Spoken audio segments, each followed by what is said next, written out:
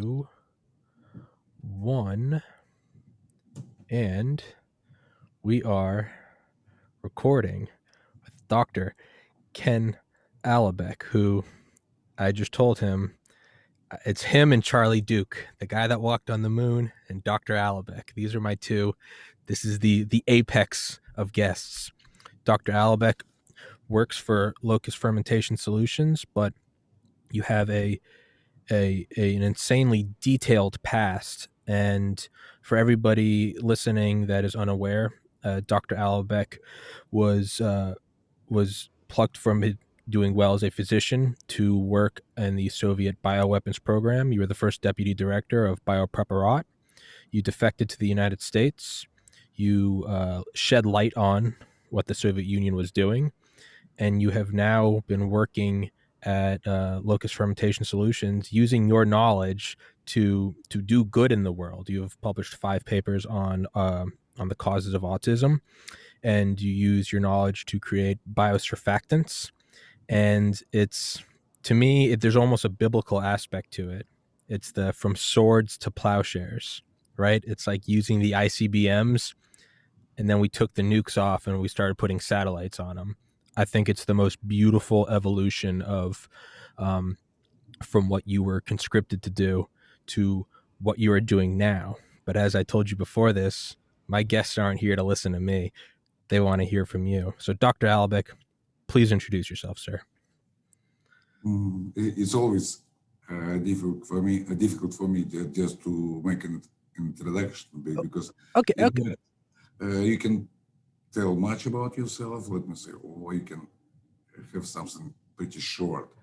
Just maybe just in order not to talk much about my background, I would tell about myself. I was born in 1950, graduated from a military medical institution in 1975, became a military physician, and maybe because I was a good student, a military student, I was selected just to work for the Soviet Union's offensive biological weapons program.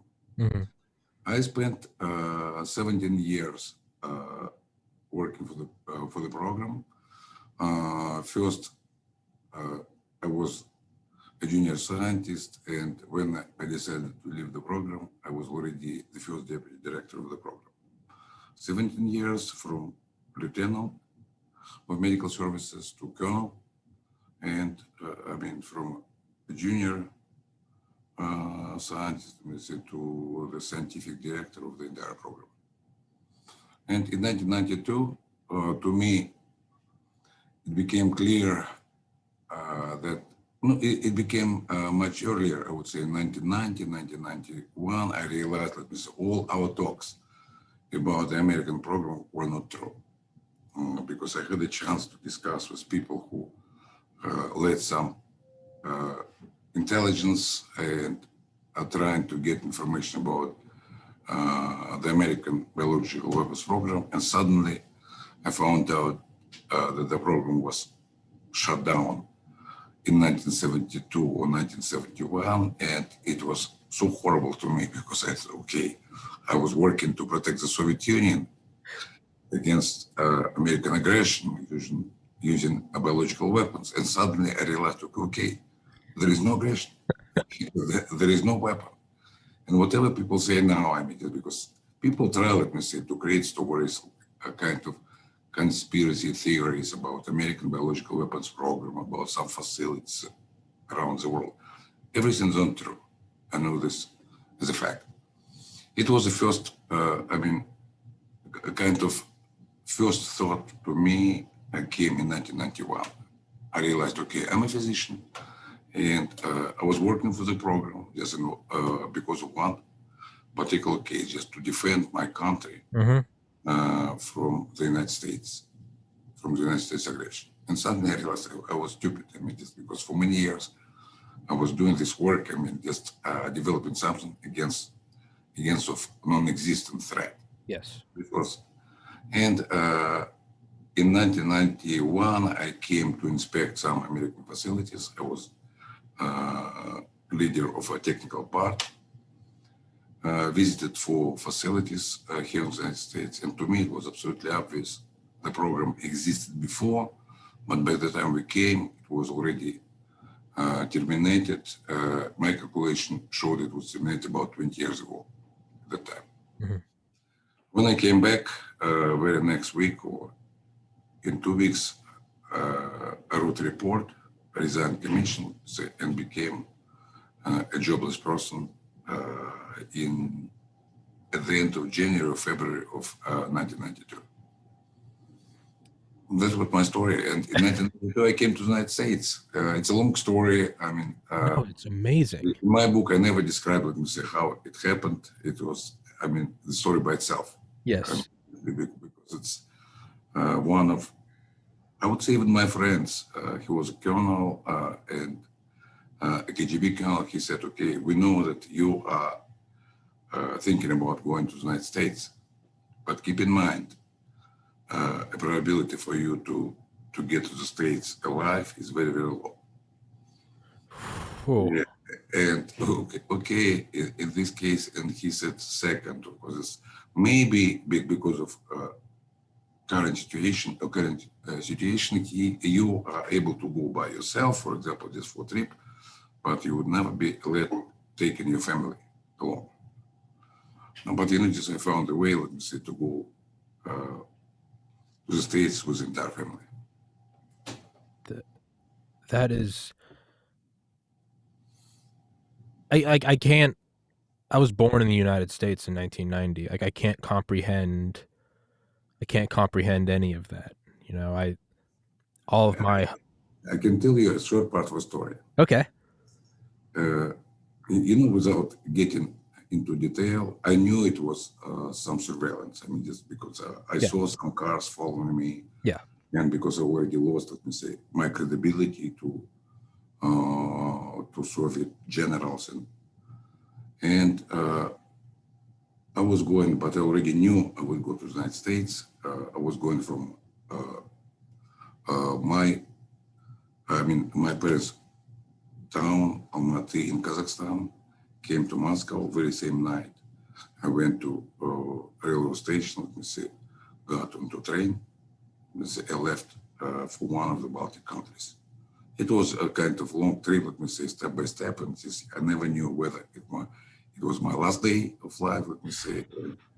I thought, but I was absolutely sure if they decide to kill me, they would just kill me, but wouldn't touch my kids. It was a kind of relief for me that I'm the only one who would suffer in this situation. Do you think that they would have left your family alone? Do you? No, because family is a family. At that time, it was, I would say, more, regime was more vegetarian, I would say. Yeah. They wouldn't kill my kids. Okay. Nowadays, I mean, just maybe wouldn't jail, but nowadays, who knows? Maybe it would be something completely different. You wrote in your book about being contacted in the United States by someone you worked with. Were you ever worried about them, the KGB or the FSB, making an example of you while in the United States? Like, okay, you got there, but to deter future defectors, do we go kill him?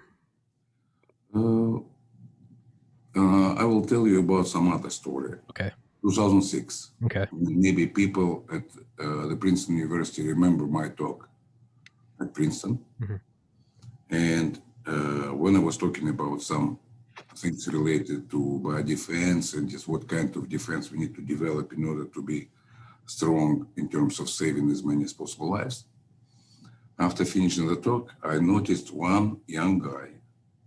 When I was leaving, he came over and said, okay, please keep in mind, we already told you that the more you talk, the fewer chances you have just to stay alive.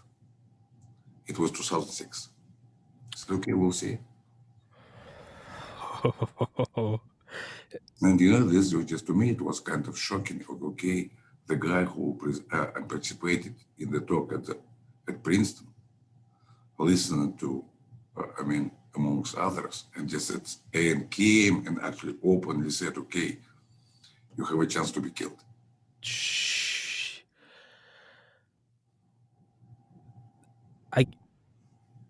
There's nothing in my life that I can even relate to that with.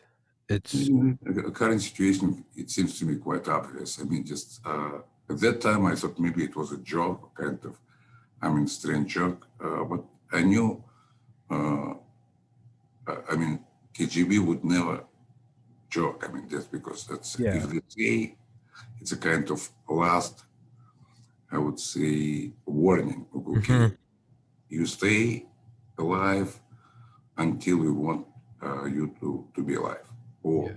until we don't want you to be dead. Have you ever heard of Gerald Bull? No? He was he was an artillery expert. He worked for the United. He's from Canada. He worked for the United States, and I want to say the 70s and 80s, developing these huge guns. They wanted to find a way if they could shoot satellites into orbit from an artillery, crazy stuff. Mm-hmm. And but his specialty was in not necessarily designing new weapons, because if you're given enough research and development money, you can probably design anything. Mm-hmm.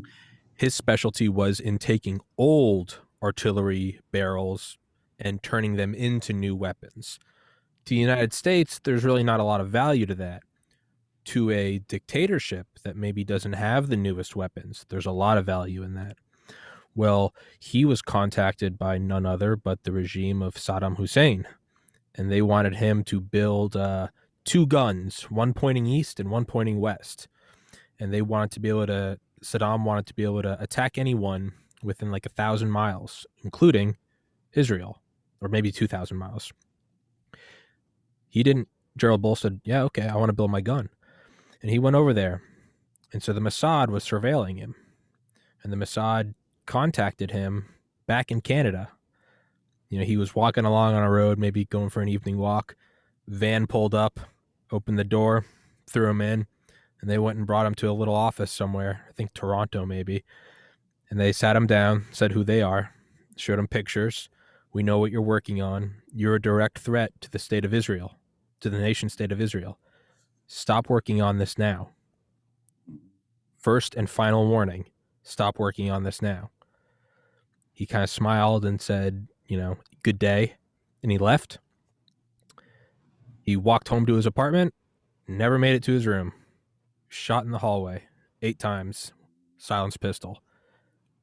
So to me, there is a very real precedent of an intelligence agency or a paramilitary arm of an intelligence agency sitting someone down and saying, like, hey, don't do it. And they'll take them out. And to me, that is, man, are you worried about being on my podcast? No, even I look young. I'm 70 years old. Yeah. 70, You 70. do not look 70. I know this. It's everybody says. I still notice that You look good. Some young ladies. Let me say. You look good. But when we think about this, the difference between me and that guy, because I'm not working on Yes. developing weapons. Yes. I'm not helping anybody just to tell about principles of fermentation of highly pathogenic agents. I'm not talking about downstreaming processes. I'm not talking about drying. I'm not talking about how they can be weaponized. And all the things, for example, which would relate to biological weapons, let me say, just I'm analyzing and working on designing biodefense. Mm-hmm. That's what I've done, because understanding of weapons actually is an absolute kind of absolutely important thing, just to develop a reliable biodefense. Mm-hmm. This is from this point. In this case, if somebody doesn't want the United States to have a reliable biodefense, maybe they would kill me. But in this particular case, it's I'm not a threat to anybody. Sure. Maybe this is a difference. Yeah. Yeah. Yeah, no, that was I realized in hindsight that wasn't the best analogy to draw. Gerald Bull was actively acting on building a weapon system, whereas you're finished with that and you have been for 30 years. That's a I guess I was trying to draw the analogy between someone coming up and verbally saying, "Hey, stop," and they will do it. It's that's a very important distinction. Is you just shedded light on it. I think it's fascinating about how we as humans can be susceptible to our own nations, our homeland, um, any sort of propaganda or official stance about, as you said in your book as well, that the United States is developing this. We have to do it as well, which, I mean, I completely understand. I mean, that's how things are justified. Harry S. Truman, none of the scientists that built the atomic bomb didn't want to build the hydrogen bomb, but they sat down with Truman. David Lilienthal, the head of the AEC, sat down with Harry Truman. The length of their meeting was 7 minutes. He came in. They said, "Why should we not build it?" They said, "It's 1,000 times stronger than the bomb that we dropped on Hiroshima." Harry Truman said, "Can the Soviets build it?" And they said, "Yes." And Harry said, "Well, go ahead and build it." So we have that that precedent in the United States, and I can say that as an American. We don't want a hydrogen bomb, but if the Soviets have it, we have to build one. And the reality, the Soviets were 5 years behind. I mean, it makes They, sense. they finally built it. Yeah, they did. They did. In 1956, Yeah. it seems to me it was 1956, they tested 50 megaton Hmm. hydrogen bomb. Yeah. Oh yeah. No. Yeah. They did build it, but the precedent was they're going to, so we have to. It's an evil thing. That's what I think Enrico Fermi used to call it. He said it's an evil thing, the hydrogen bomb. It's too big. But the Soviets detonated Joe 1 in 1949, and America said, "Oh, we got to top them." So you can see, I mean, we brought back scientists in Operation Paperclip. Everyone knows about those for the rocket program, but we also brought back biological scientists and chemical scientists. I think it was tabin nerve gas. Was that the right word? Boom, yeah. Hmm. The And name we is, yeah. Yeah, and we stockpiled like millions of tons of it. And the only reason we stopped is because someone discovered sarin gas, and we started doing that. And then we stopped because someone discovered VX. We were doing all of this too because, I mean, that's why we brought back the physicians from Unit 731 in Japan. We have to have this information so the Soviets don't. So you can see where that has happened here, where maybe they weren't doing a program, maybe they were, but you can see that sort of that those blinder vision. You got to do it. You got to do it because if you don't, they are. Well, if we keep playing that game, we're all going to keep developing these weapons because the ends justify the means.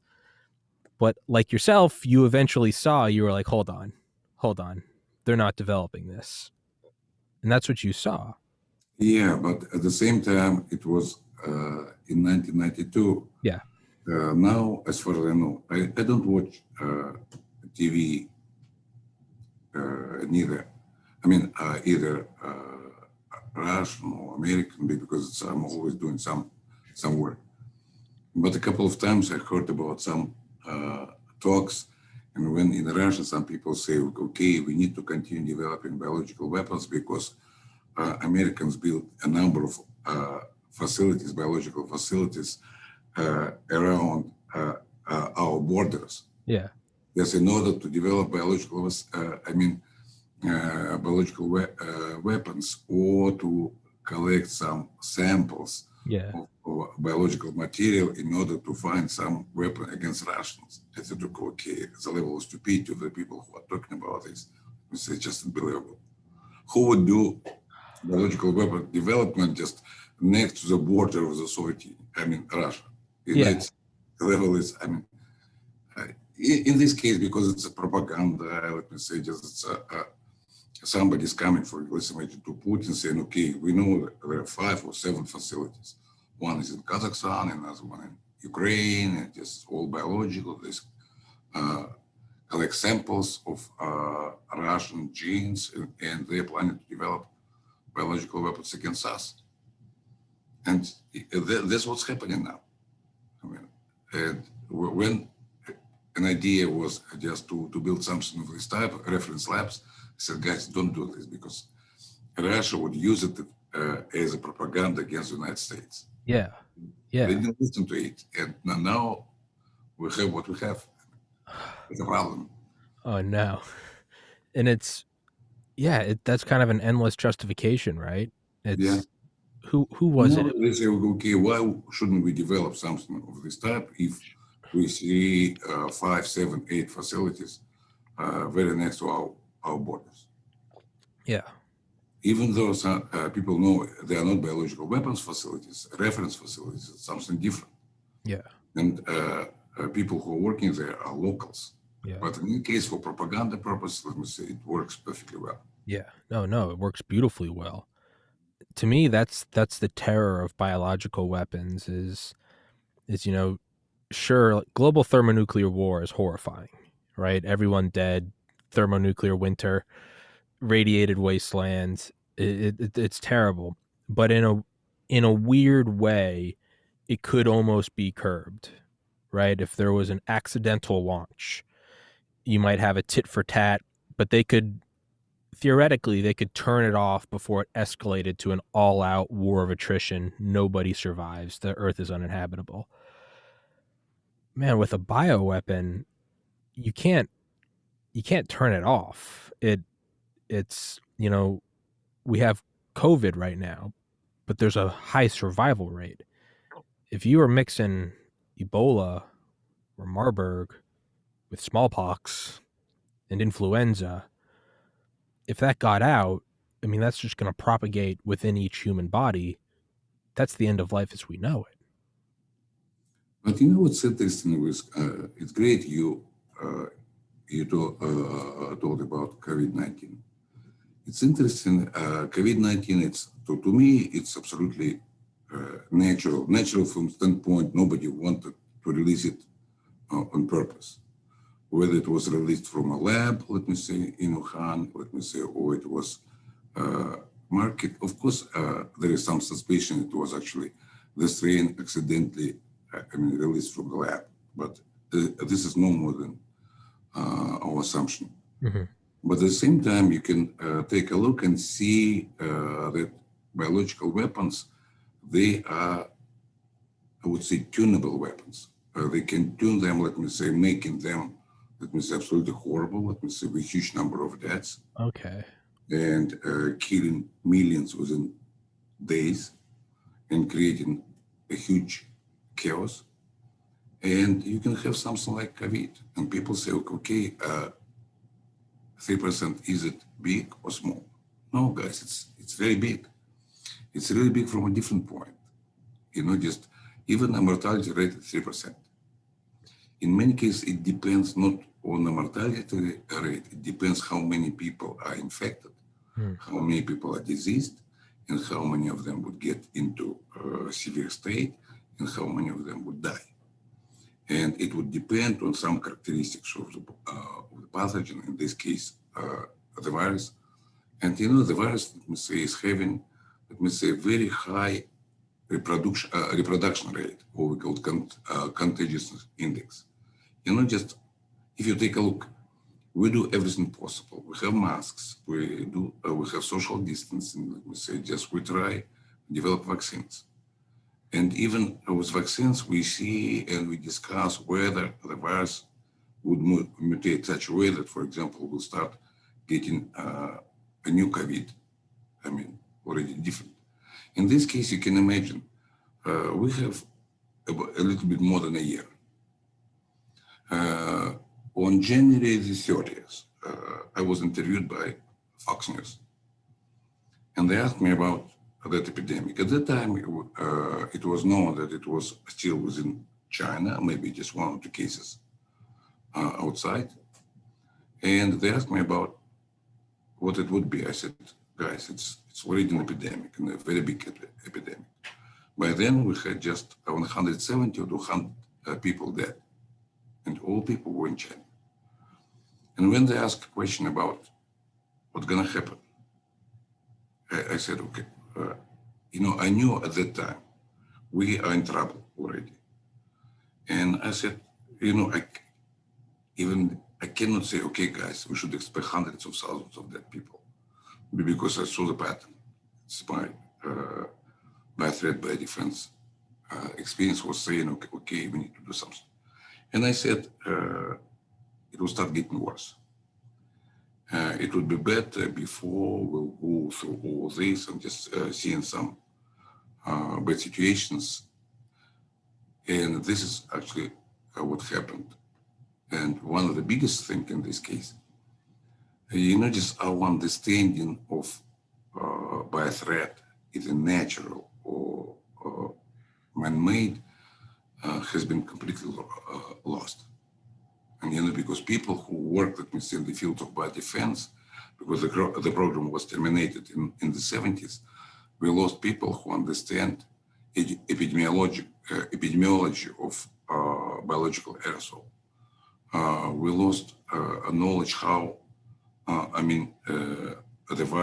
virus or a bacterium would be transmitted. And in this case, a simple thing. When I had a talk a few days ago to some scientists, I said, guys, pay attention. We say about smallpox. We say about some other weapons. The contagiousness index for smallpox was 0.95. It means, let me say, the epidemic would continue for a long time, but finally, let me say, would come to a closure. With COVID-19, we have no less than 2.5.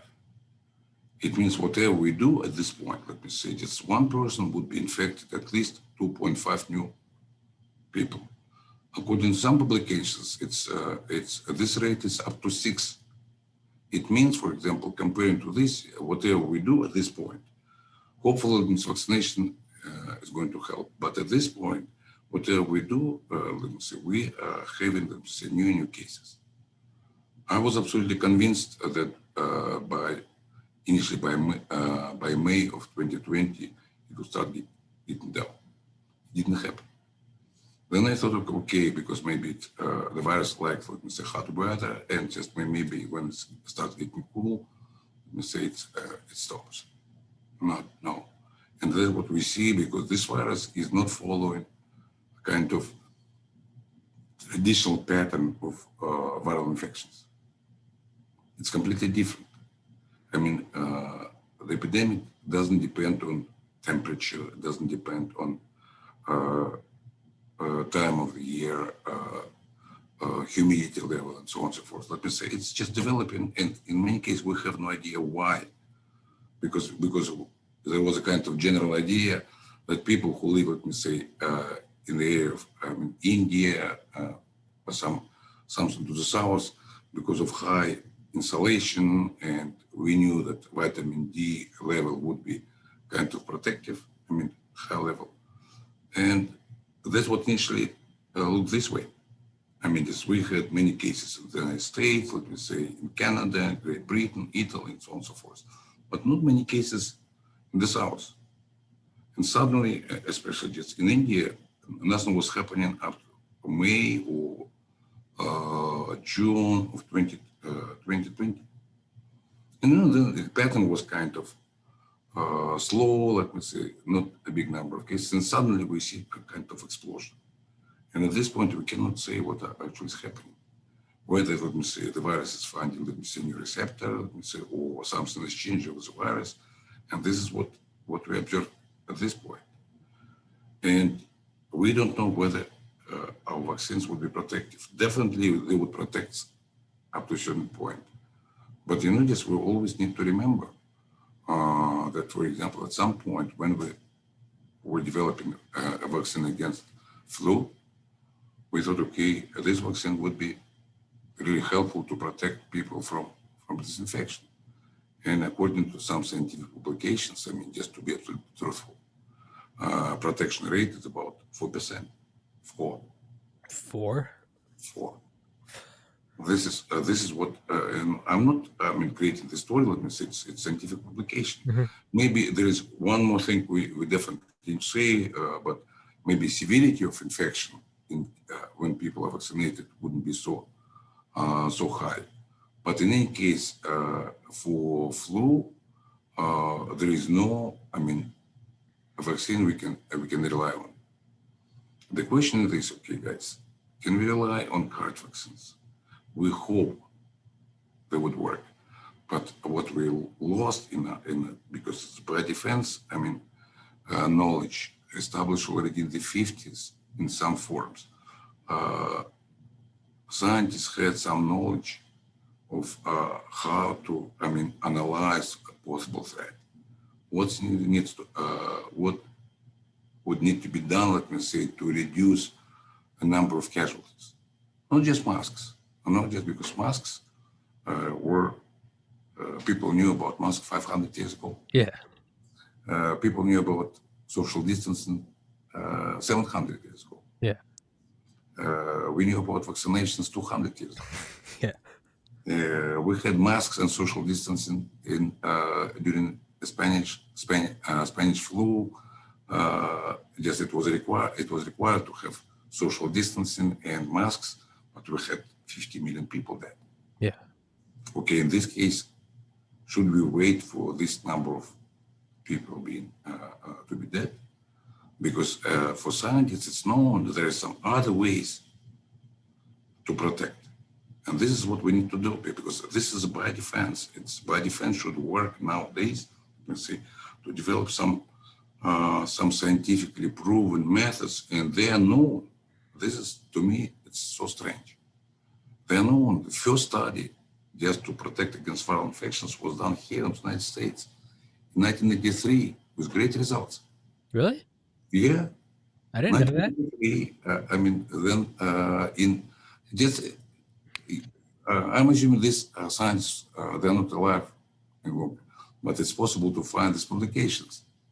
What they did, they used just some recently discovered at that time interferon, and they developed intranasal application, and they had great protection against a number of different viruses. And then it was done in Australia, supporting, getting same results. Then it was done in many other countries. This study was actually proven last year in Great Britain. They used, let me say, a little bit different approach, but this is known. There is no necessity to develop something new. Let me say this, substance is manufactured by a big number of companies here in the United States. Okay, guys, go ahead and let me say, just make it intranasal, period. And using this, of course, even just in December of 2020, I published an article. There is a journal, Research Ideas and Outcomes. And the name of the article was Ahead of a Vaccine. And the second title was A Safe and Effective Method of Protection Against COVID-19 Exists. It was published in December. I tried, let me say, to send op-eds, let me say, to all big newspapers. Nobody published. I talked to 3 radio shows in March. First talk was in March. And I said, guys, the method exists. Okay, guys, let's use it. Just in this case, what's the problem? Because it's not a situation when you develop something new. It's cheap, it's reliable, it has been tested, it has been, it showed, let me say, high efficacy, it showed absolute safety. And now publication, for example, if FDA starts collecting all these publications, they would find at least 20, 30 publications using, from different countries. Just use it, guys.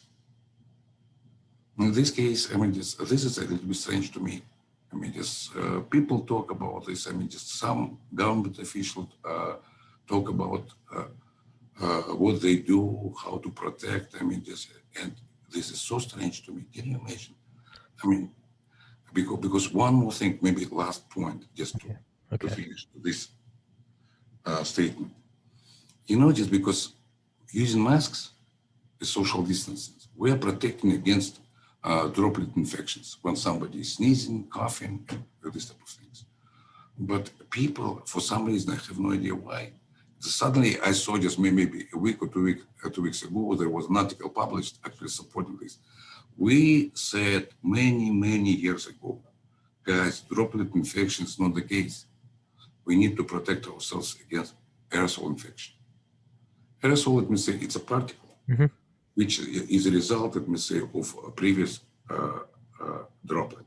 Because when somebody is sneezing, for example, this bigger particle, let me say, is getting evaporated, let me say, become a small 1-2 micron or even smaller size, and stays in the air, let me say, for hours.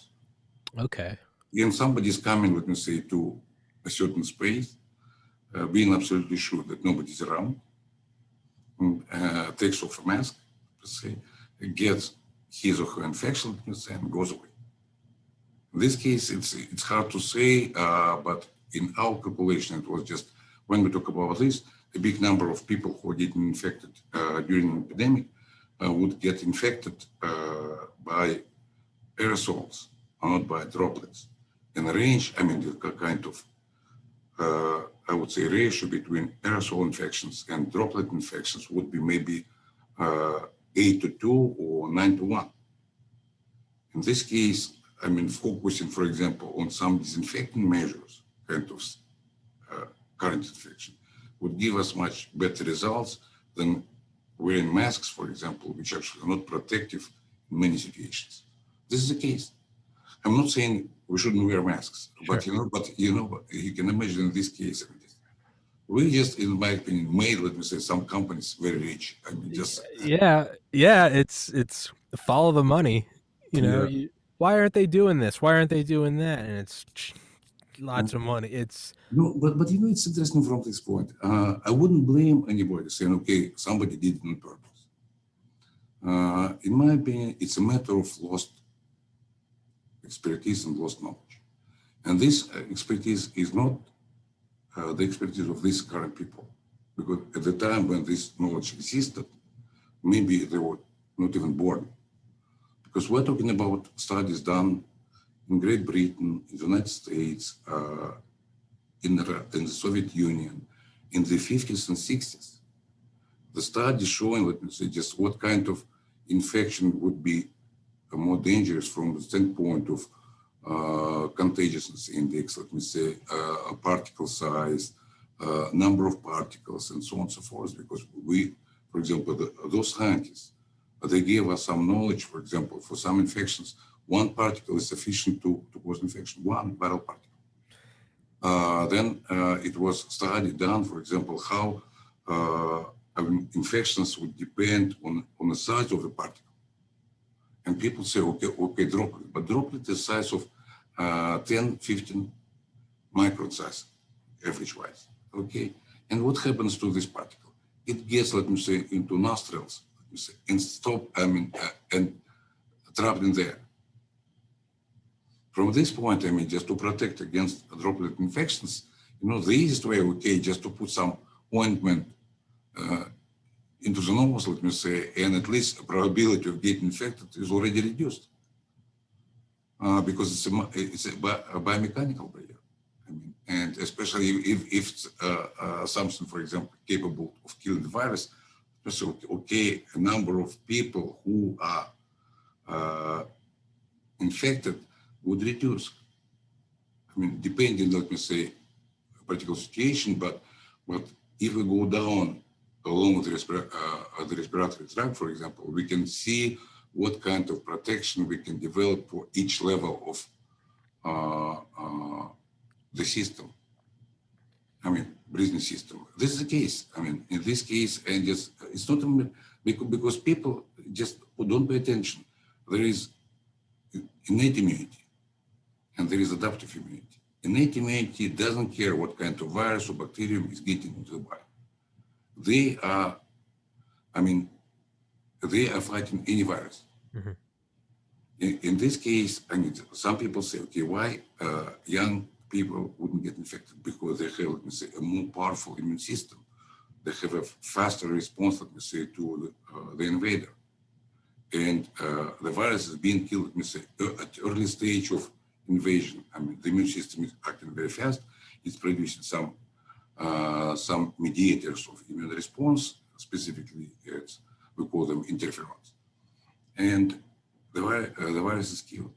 Why, for example, older people get infected, diseased, and die in bigger numbers?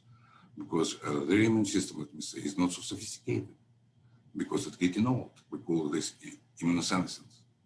And in this case, just using this type of application, okay, we are saving lives.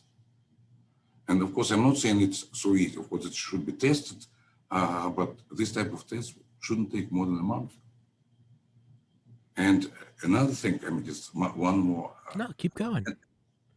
Can you imagine this? I mean, just we say from the beginning, people having cancer, obese people, cardiovascular diseases, diabetes, and a number of other chronic conditions, they have a probability to get infected, develop a kind of severe form, let me say, and die.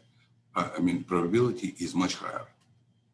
But why nobody paid attention, let me say, all these conditions are having one underlying state. This is chronic inflammation.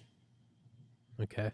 Chronic systemic low-grade inflammation actually is already proven make the body more vulnerable to infections. In this case, simple thing, let me say, just to diet in some supplements, let me say, some non-steroidal anti-inflammatory drugs. Aspirin. It's pre-exposure prophylaxis. We divide defense by defense into three major fields. I mean, first, early pre-exposure, then pre-exposure, then post-exposure, and treatment. And early pre-exposure, let me say, to create, let me say, condition for a certain person to be better prepared. I mean, just using different methods. Especially just now we're using vaccinations, but before we started vaccinations, we already lost 3.5 million lives, and we'll be losing more and more. But in this case, to rely on vaccination as a defense against the, new emerging infection, let me say, it was already told. It's interesting, it was already told about 20 years ago. We had a situation, we had a program, and DARPA was actually leading the program, which had the name Non-Conventional or Unconventional Pathogen Countermeasures. It was a great program. About 22 companies and institutions, they got grants, let me say, just for. But then, first SARS ended, and everybody lost interest, let me say, and the program was stopped. I mean, nobody wanted. And for pharmaceutical companies, it's not the case. Nobody cares about kind of possible future threat. Here and now. Just because we need money now. Yes. That's what, not for something, because if the government is not interested, who would care about developing something this time? And this actually, now we're getting, because so many scientists, I do remember articles published in 2004, 2005, 2006, even I put some small contribution. And we said, okay, guys, time is coming.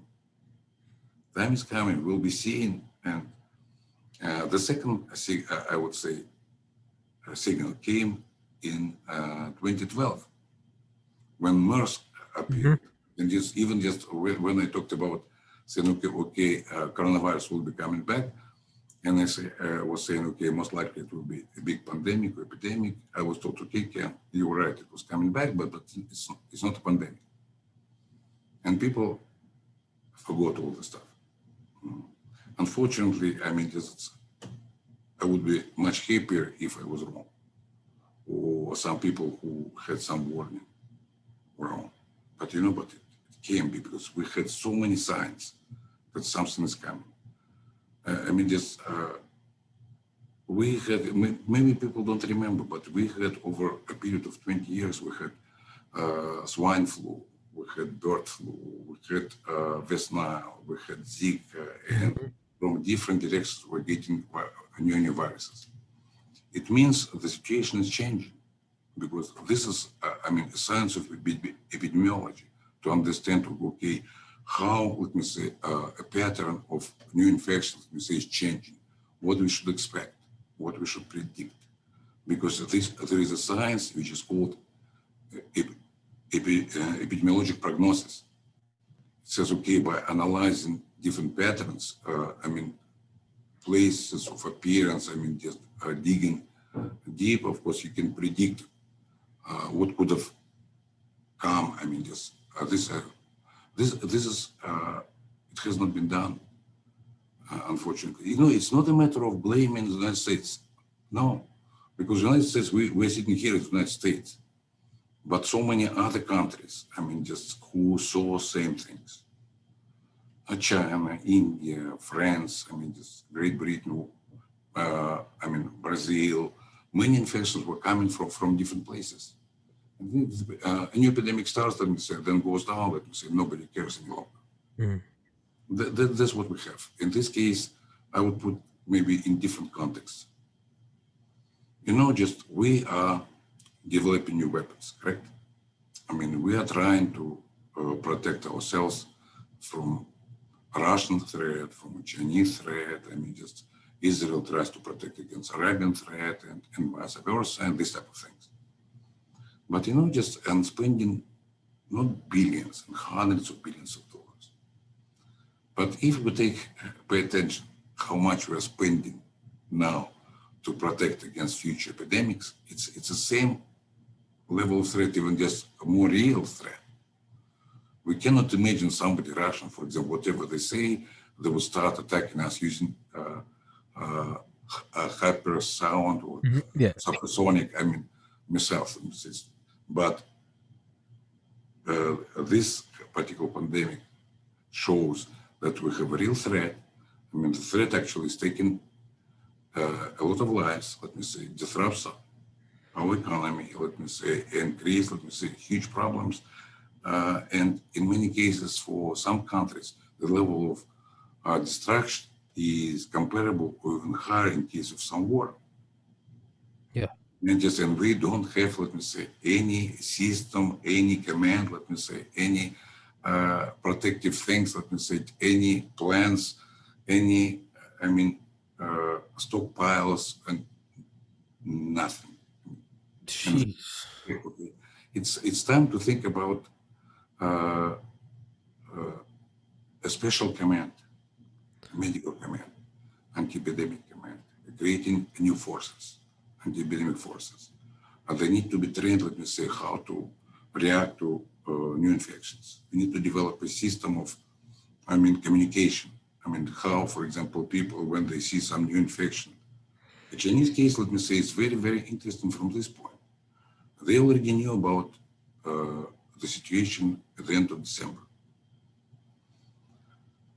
Some scientists, physicians, Chinese scientists were saying, okay, guys, Mhm.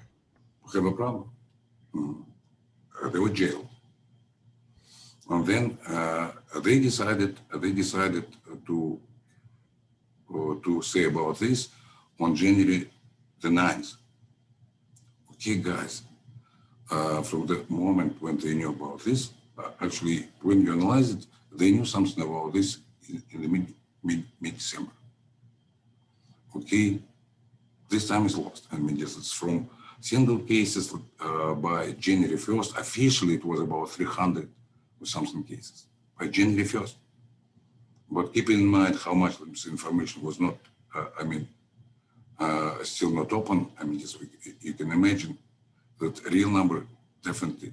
If you take a look at the pattern of epidemic in China, you would be just in shock because it's kind of two adjustments. I mean, this is something very interesting. But okay, let's imagine. I mean, it was kind of on a local level, and the central government didn't know it. Okay, let's imagine that. And they, I mean, declared. I mean, they informed that the new virus new coronavirus, let me say, is highly contagious just on January the 9th. But can you imagine, let me say, a country which is saying this on the 9th and establishes new quarantine measures on the 23rd? 2 weeks, 2 weeks when the virus was going, let me say, everywhere in the world. And WHO at this point, I'm not blaming anybody. It's just epidemiology, guys. Sure. Just they say, it's concerning, but we know the government of China is doing all things, let me say, just to protect. And they say there is no necessity to stop flights from China. Okay, guys, it's already outside. It's highly contagious, let me say. And you say, okay, no, because it should be a national emergency. All borders should be, closed, let me say. Just all things should be, focused on, let me say, on eliminating this epidemic. But it looks this way. Okay, let's, some people leave to start new foci of infection, let me say, in many other countries and contain our epidemic. Okay, it looks this way, exactly, not different way. And why I'm saying about this, because it's, we are training our military, just to fight different wars, small, big, and so on and so forth. We are not trained, let me say, to fight wars, let me say, with infections, which are actually taking many more lives, let me say, and are creating many more problems to any country in the world. Sorry for a long talk, but No, that was beautiful. That was awesome. It makes me think of two things. What you said about the bioweapons defense. It makes me think of the Sputnik moment when the USSR put Sputnik up in space. And if they can put a beeping satellite up, that means they can put up a nuclear bomb. We have Eisenhower, who kind of brushes it off. LBJ wants to capitalize on it, says we need to start the space race. And then we also have right when Reagan, not right when he took into office, but I believe the first time he visited NORAD in Cheyenne Mountain, he went in and they were showing what would happen during an all-out nuclear attack, and they put up on the screens, they go, oh, these warheads would come over the North Pole, they'd come over the, Reagan's like, okay, how do we stop it? And they look at him and they go, we can't. We'll get you and your family to this bunker, but everyone in the United States is going to die. okay. And Reagan couldn't wrap his head around the fact that despite all of our efforts and despite the mighty United States, we had nothing in place to actually stop. The only thing we used to stop was deterrence, mutually assured destruction. If you pull the trigger, I pull the trigger, but no actual mechanism to stop it, which is why he brought up SDI, the Strategic Defense Initiative. He wanted to build a whole program. It makes me think that that's what we have, right? We have aircraft carriers, we have fighter jets, hypersonic missiles, satellites, but nothing to stop a bioweapon attack. Well, even not just bioweapons. Because nowadays it's hard for me to imagine, for example, either China or Russia would attack the United States using biological weapons. But some natural infections, natural epidemics, sure, they are resembling biological attacks in many ways. Sure. That's what I meant. Not necessarily a bioweapon. It might be natural. Yeah. But there is another point. Maybe we need to pay attention to a very important point. People didn't pay attention. When the epidemic started, it looks like people forgotten that one of the aircraft carriers, let me say, just became, let me say, non-functional because of COVID. Yep. Guys, and you cannot fight because you have 400 infected people. Just think about this. Yeah, they brought the carrier back to port. They couldn't use it. Yeah, that's just as soon as we have this situation, let me say, it's a matter of incapacitation in this case, but at the same time, anti-epidemic defense wouldn't take such a huge amount of money. It should be a different approach, but it's a real and present danger, and that's what we need to think completely different way, because we need to have not just African command or European command or whatever. I mean, it's okay, guys. We need to have a biological defense command. I mean, and this is not just a theoretical thing, let me say, just because this type of science is, just there is a very interesting, term nowadays. We call it convergent science. Mm-hmm. Convergent science, just now it's a new term. We say it's when, for example, we collect information from different sciences and technologies, for example, and creating a new knowledge, new expertise, let me say, new technology, new products. And this is exactly the case, because this type of things would require knowledge of bioinformaticians, knowledge of computer science, knowledge of, infectious disease scientists, epidemiologists, just immunologists, and many, many other things.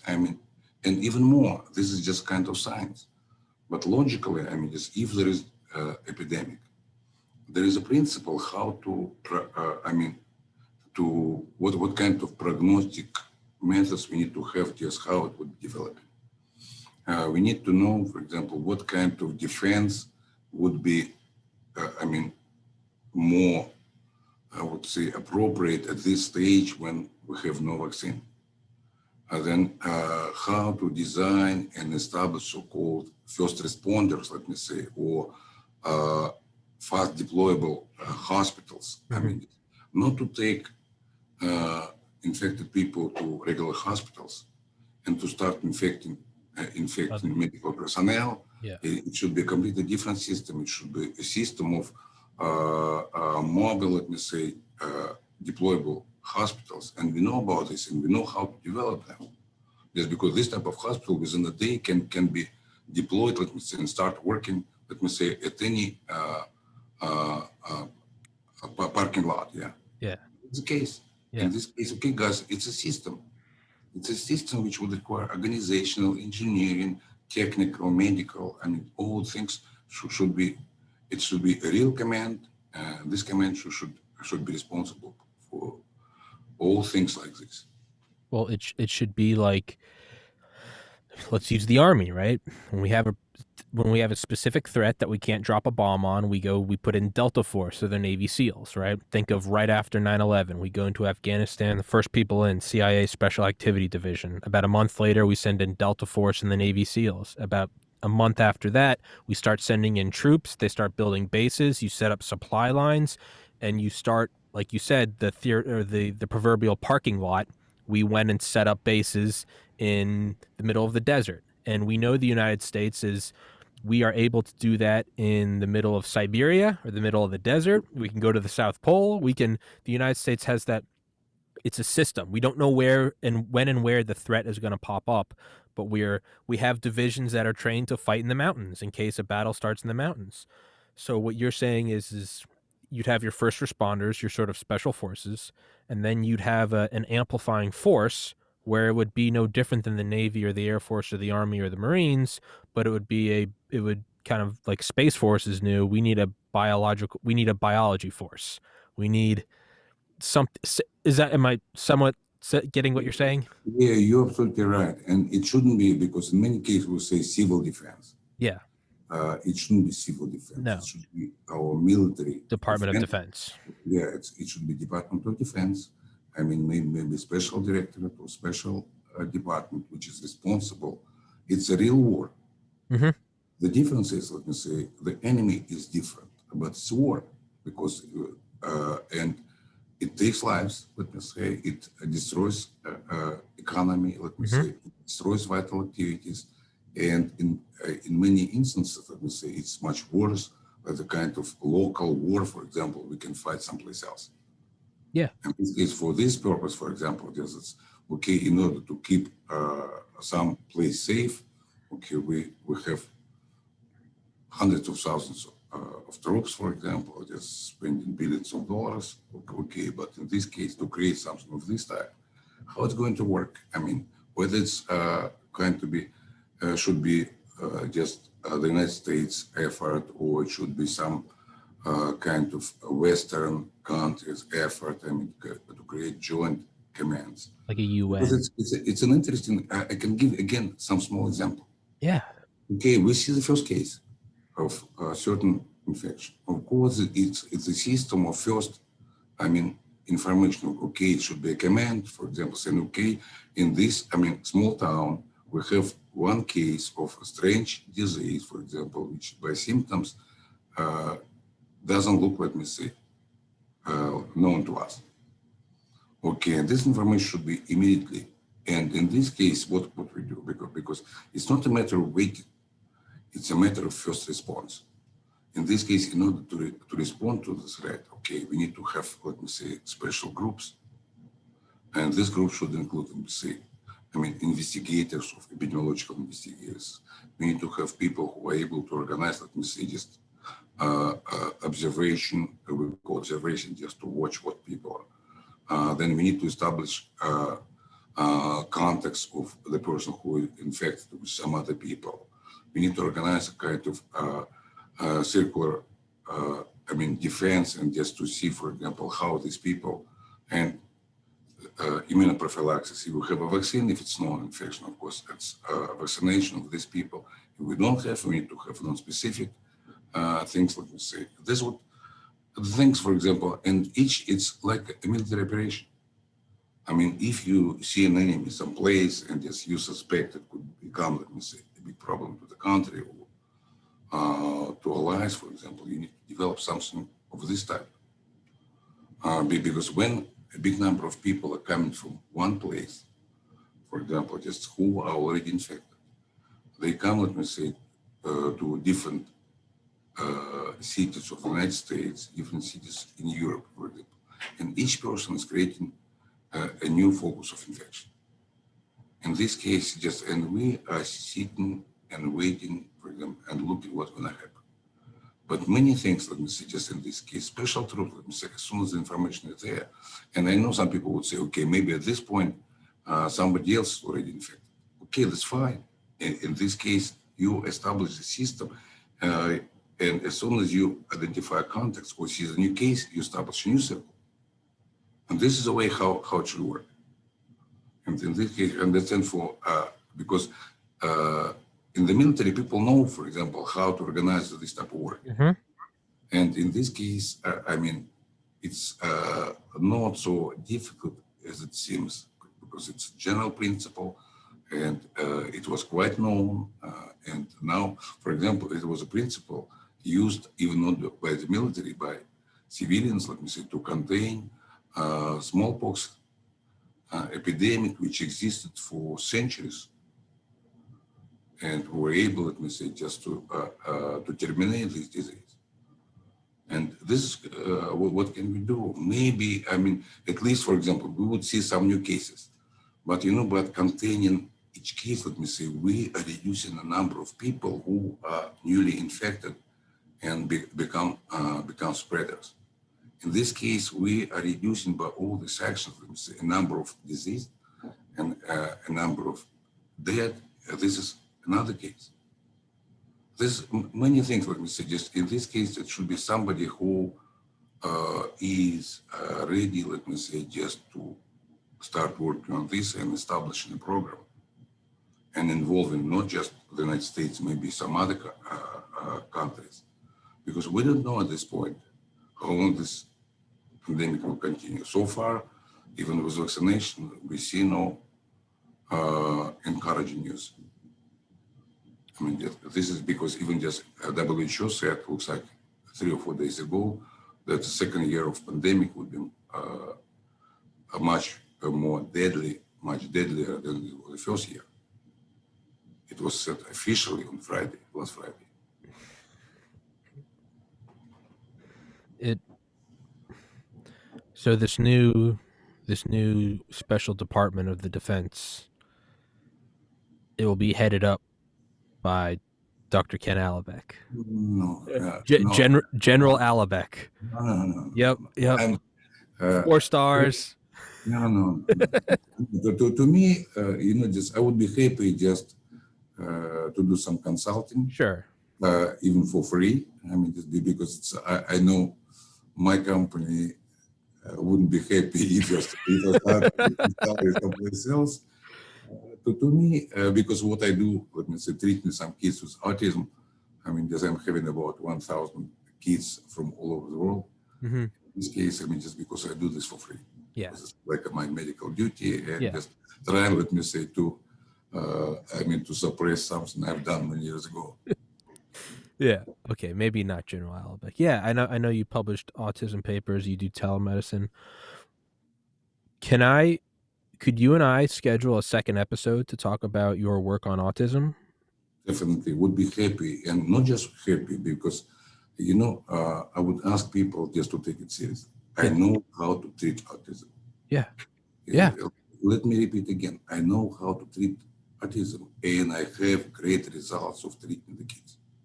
Let's do it. I would Okay. be, In this case, I'm ready to discuss this with anybody in the world. I mean, just from all scientists. discuss And it with me. no, I mean, just I'm ready to have an argument. I'm ready to talk to people who are running different foundations, autism, people who are working on autism, let me say, at NIH, people are talking Hmm. about genetics. Because let me say the final word. We spend 60 $80 billion each year, I mean, just for autism. To treat a child having autism, it would cost about $200 per month. This is the case. And it's stoppable. And we know, for example, what needs to be done, let me say, to a young lady who are going to get married, because analysis quite obvious. Hmm. How we need to look at a woman who is pregnant now, and just what kind of science would tell in the future why autism would develop. Let me say, just when people say vaccinations or metals, I would explain this. And even more, I mean, just every night, starting at 9 o'clock till midnight, I'm doing my consultation, let me say, to parents from all over the world. Same things I'm doing from 8 to 9, again, Saturday, Sunday, early morning to noontime, uh, 8 o'clock at night to midnight on Saturday, same on Saturdays. That's why it's hundreds and hundreds and hundreds of kids. That's The beautiful. line, let me say, the line is huge. I mean, just today I got a letter, let me say, from a group of mothers, 198 mothers.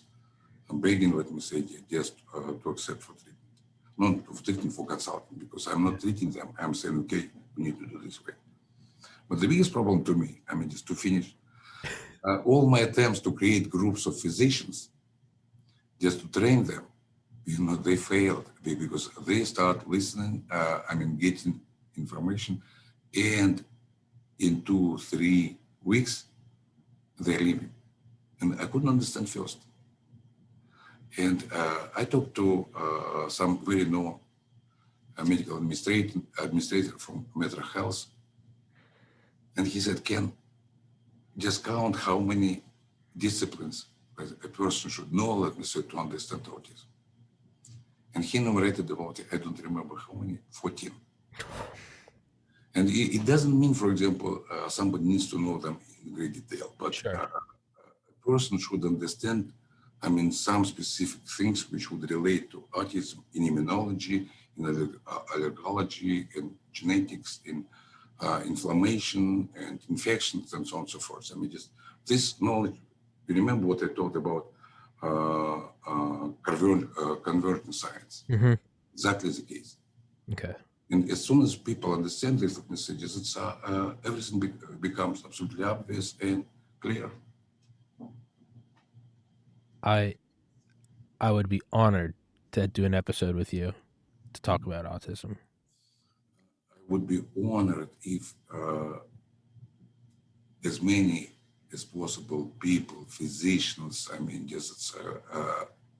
medical officials would hear about this. Well, I And will. I'd be absolutely happy to tell, because to me, it's not a matter of fame. Yeah. Yeah. It's a matter of, because my daughter is autistic.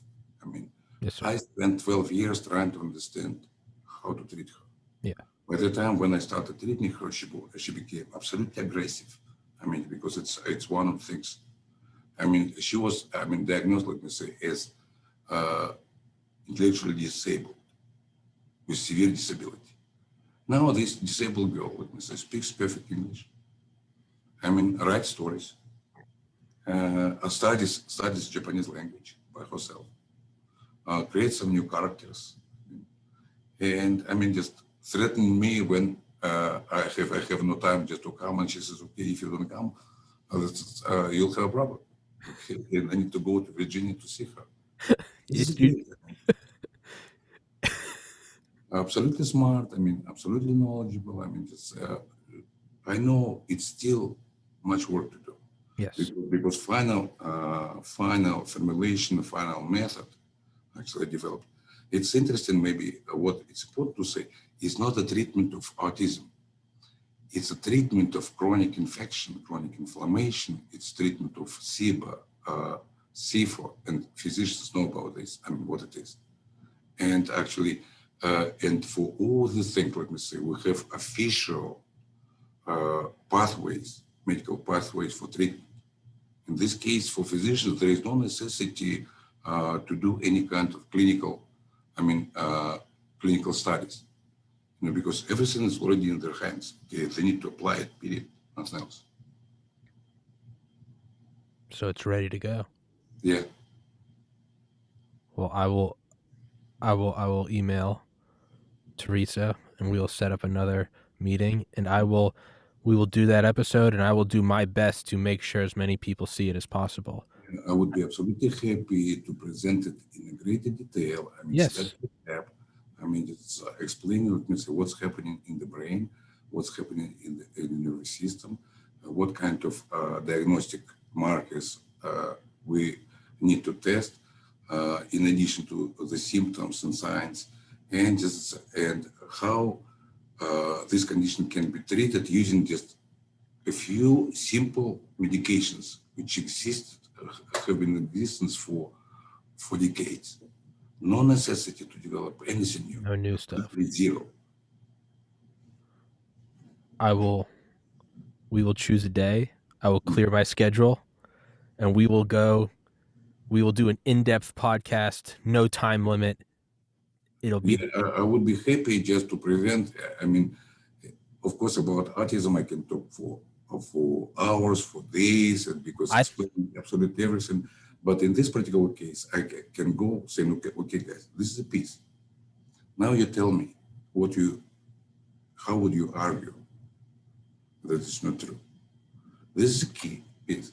And now, just because I would love to see a possibility that people would be having counter arguments to what I'm saying. This is the level of discussion we need to have. First, we'll present it, and then we can discuss it. think you should put together a presentation if you'd like.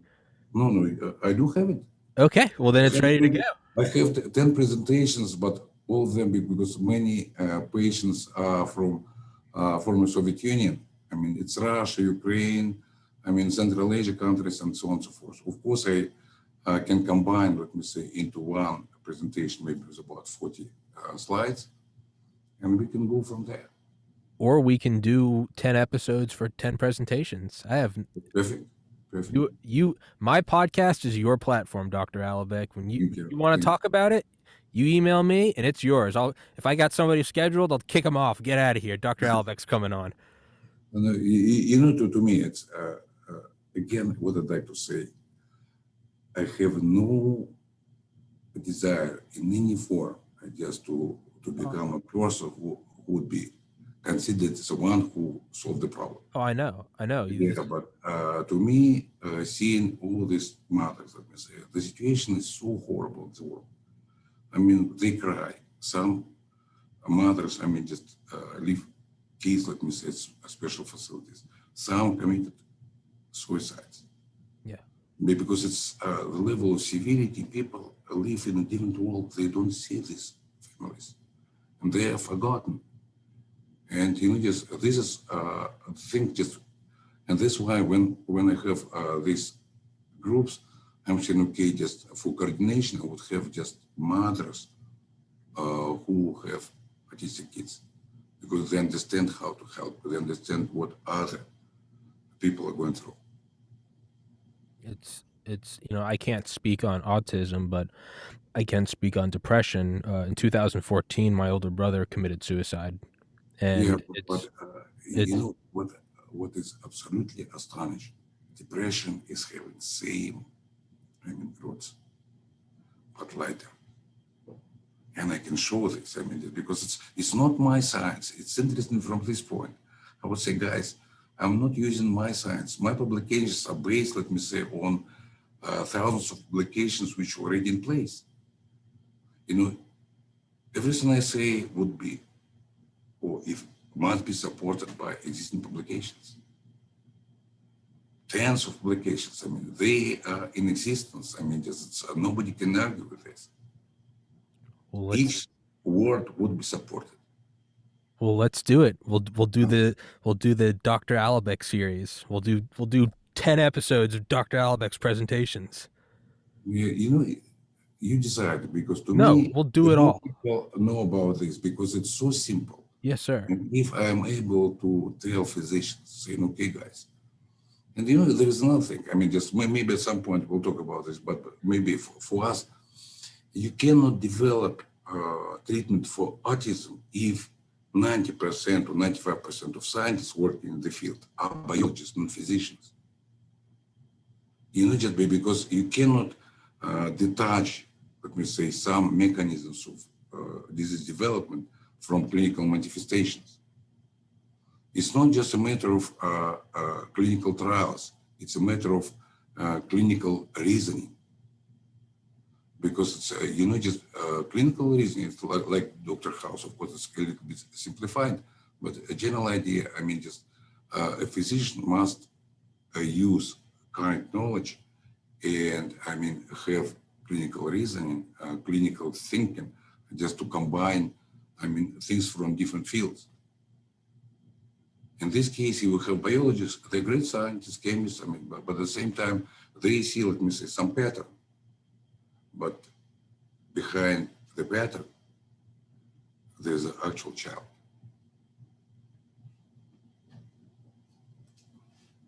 Until next time, that's where we will. Okay. That's where we will pick up.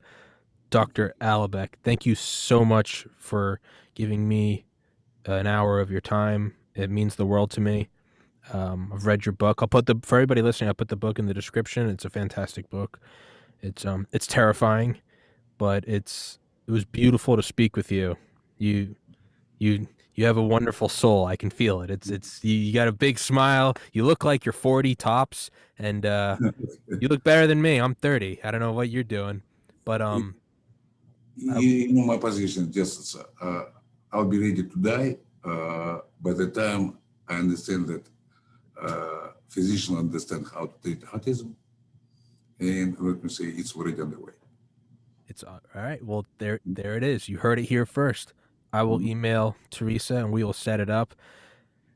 As many episodes as you want to do, we will do it. You don't limit it. Let's not as much as you want to do. It's all yours. You have my ear. You have my podcast. It is your platform. I think it's a fantastic thing. I think you truly want to.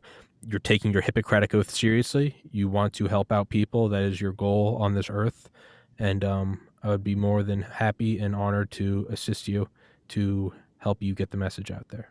Thank you very much. Thank you, sir. Because this is one of the, not one, this is the best interview I've ever given to anybody in the United States, because there was an opportunity to talk about something that we say really helps to people, and not to, I mean, have a kind of threatening situation to everybody, creating kind of doomsday scenarios. Sure. Just because in this case, it's something which people need to know. Yes, sir. Well, Mhm. I'm honored to hear that. That means the world to me. Making my heart beat. You're making You knock them dead with that smile. You're too sweet. Thank you, sir. I will email Teresa. Very much. We will do it. I'm so excited for part 2 and part 3 and part 10. I'm so excited. You got me excited now. Let me know this. We can Yes, start sir. at any point. I mean, talk to Teresa and Yeah. decide. This, I'm in your disposal. I mean, just Yeah. Let's do it. We'll start. okay. We'll start immediately. Let's. Okay. Okay. Great. Yes. Yes. Okay. Dr. Albeck, thank you, sir. That was amazing. I'm about to call my friend and tell him I just talked to you. Thank you so much, sir. God bless you. God bless America. God bless I'm excited. I'm happy. Thank you, Dr. Albeck. Until Thank you next very time. much. It was a great time. Yes, sir. I'm really happy for our conversation. Thank Yes, sir. I am so excited. Thank you, sir. you. All right. Bye-bye. You have